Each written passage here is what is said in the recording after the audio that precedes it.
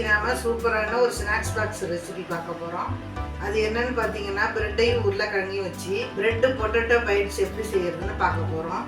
வாங்க வீடியோக்குள்ள போகலாம். பிரெட் பொட்டேட்டோ பைட்ஸ் பண்ணுறதுக்கு 2 உருளைக்கிழங்கு அவிச்சு தோல் உரிச்சு எடுத்து வச்சுருக்கேன். இதை ஒரு மிக்சிங் பவுலில் போட்டு மேஷ் பண்ணிக்கலாம்.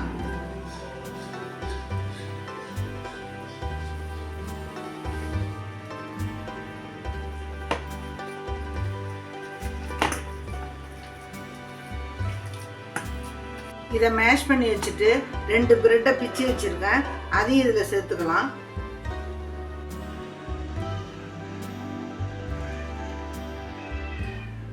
இதையும் நல்லா கையால் உருளைக்கிழங்கோட பிசைஞ்சு விட்டுக்குங்க.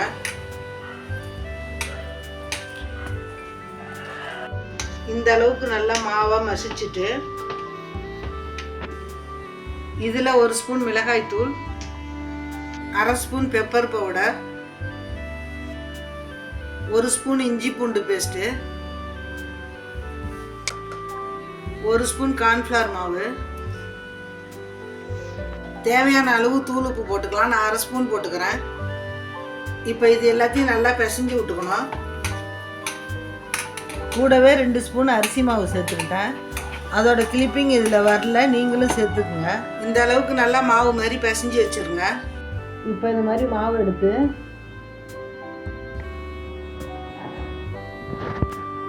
இது மாதிரி நீளமாக உருட்டிக்கணும்.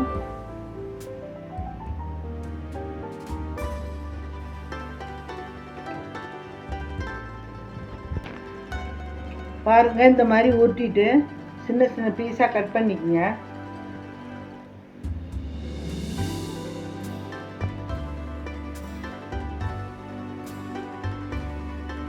இப்போ ஒரு ஃபோர்க் எடுத்து இதை மாதிரி எல்லாத்தையும் அமுக்கி விட்டுருங்க.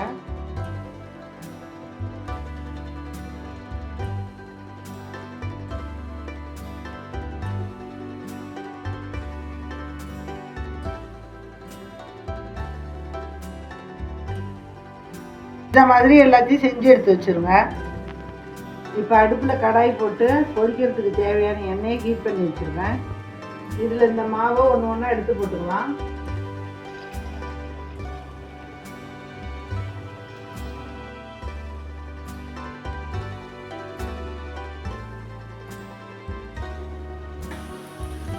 நல்லா பொன்னிறமாக வர வரைக்கும் திருப்பி திருப்பி விட்டு வேக வச்சுக்கோங்க. பாருங்க, ரெடி ஆயிடுச்சு. எடுத்து ஒரு தட்டில் வச்சிடலாம்.